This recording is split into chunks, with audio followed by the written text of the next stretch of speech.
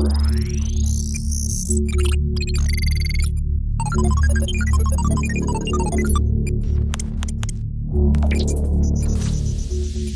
semuanya, perkenalkan saya Lovina Aisyah yang akan memandu teman-teman di sesi Data Academy hari ini.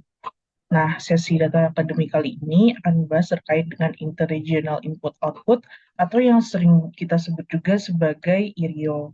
Nah, sebenarnya IRIO ini juga merupakan salah satu expansion atau pengembangan dari I/O, I/O table input output, namun memasukkan satu unsur lain yaitu unsur spasial atau regional.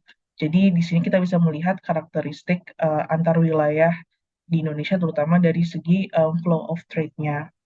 Ini saya akan share screen terkait dengan materinya.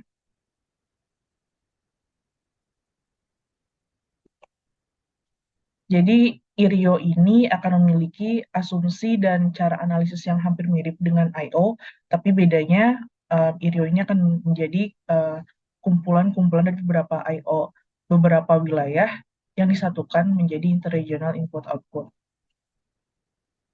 Jadi IRIO ini sendiri merupakan pengembangan dari model I/O yang mengikut sertakan dalam konsep spasial dalam data sistemnya. Dan asumsi spasial ini juga menjadi penting karena meskipun nilai di komponen I/O itu merupakan rata-rata atau mungkin penjumlahan secara agregat dari data tingkat daerah, tapi sebenarnya struktur produksi, konsumsi, dan perdagangan di tiap daerah itu bisa berbeda. Misalkan saja uh, di Pulau Jawa ini lebih dominan di segi um, produksi bidang manufaktur, sedangkan mungkin di Kalimantan lebih ke mining, atau di Sumatera lebih ke perkebunan. Jadi kan memang ada struktur-struktur yang berbeda.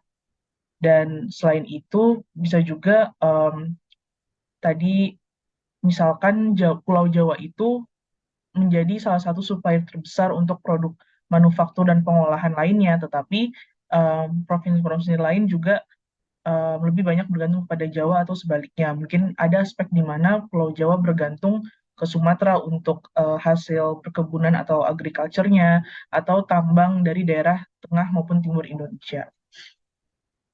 Asumsi yang kedua itu juga tidak semua transaksi input dan output itu dilakukan di satu daerah saja. Tentu saja ketika suatu wilayah memproduksi suatu produk, barang, atau jasa, um, barang inputnya itu tidak hanya didapatkan dari dalam wilayah itu saja. Ada feedback atau semacam interaksi antar daerah melalui ekspor impor, dan itu juga merupakan salah satu faktor penting yang dimasukkan ke dalam IRIO. Nah, berikut ini merupakan salah satu contoh tabel IRIO yang sederhana.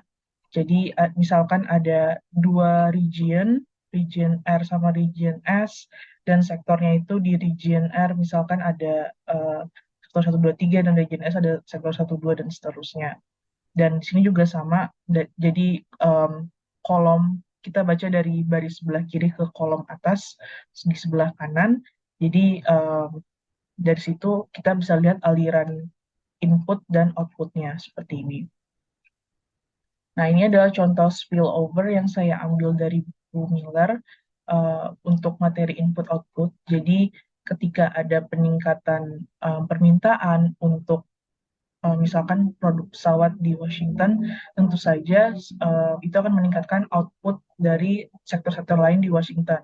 Misalkan untuk membuat pesawat itu dibutuhkan um, semacam rangka untuk pesawatnya, butuh base metal, lalu butuh machinery juga, dan butuh misalkan cat dan juga lain-lainnya, itu akan meningkatkan output di sektor lainnya di Washington yang digunakan untuk input barang pesawat atau produk itu, atau produk lainnya. Lalu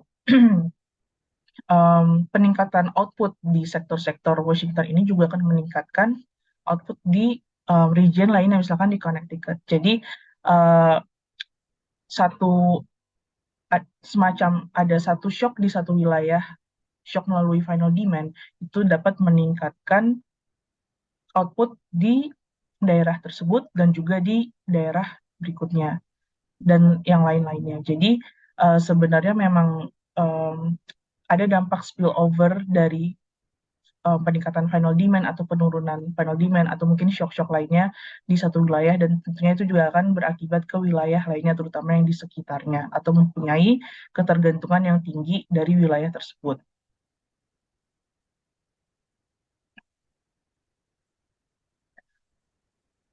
Untuk struktur IRIO sendiri di sini saya menggunakan contoh 2x2, jadi regionnya ada dua, dan di sini masih sama bentuknya, ada sektor ekonomi untuk um, barang input antara, dan juga ada permintaan akhir. Dan di sini kita akan membedah apa saja bedanya dari IRIO dan IO table.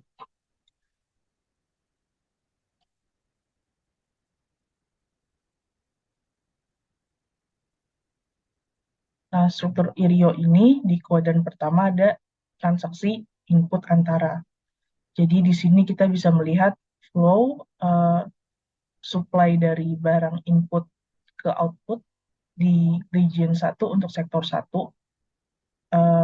Misalkan sektor 1 di region 1 ini supply ke sektor 2 di region 2. Jadi kita bisa lihat di Z12 ini, dan begitu juga kita bisa melihat misalkan barang sektor 1 dari region 1 disuplai ke barang sektor 1 di region yang kedua. Begitu sebaliknya, ini barang-barang input dari region 2 yang disuplai ke region 1 untuk 3 sektor. Lalu di sini juga ada barang yang disuplai dari region 2 ke region 2 itu sendiri. Berikutnya ada kuadran 2. Di sini kuadran 2-nya itu menjelaskan permintaan akhir, sama seperti I/O, ada consumption, investment, terus government consumption, dan ekspor juga. Di sini permintaan akhirnya akan dipisah per region. Jadi di IRIO, kalau kita lihat contohnya langsung nanti dari data BPS di Indonesia, permintaan akhir ini akan dipisah per region, nanti akan ada totalnya juga.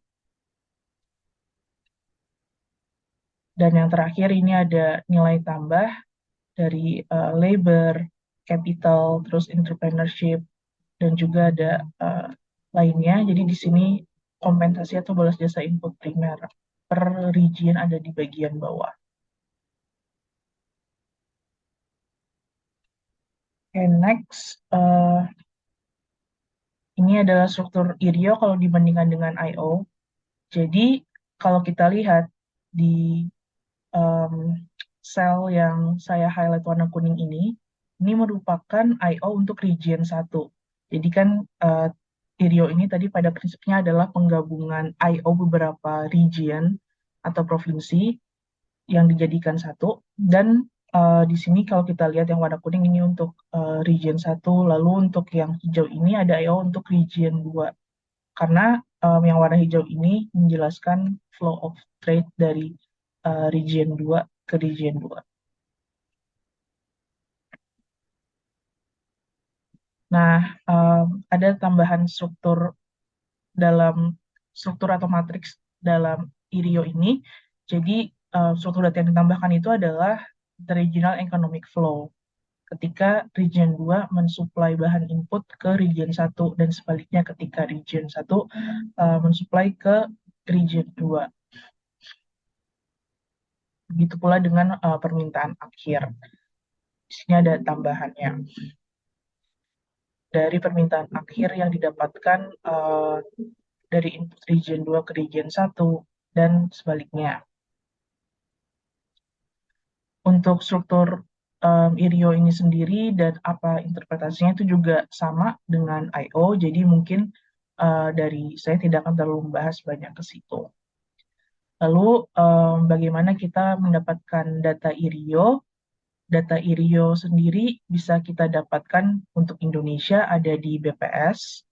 Lalu kalau untuk IRIO yang antar negara itu kita bisa dapatkan di 3 sumber, yaitu di ADB, Multi Regional Input Output Table, MRIO, ada juga dari GGDC itu dari Groningen, ada World Input Output Database, Dan yang ketiga ada yang namanya OECD Intercountry Input Output. Nah, mungkin saya akan share screen juga data-data yang bisa kita dapatkan di sini.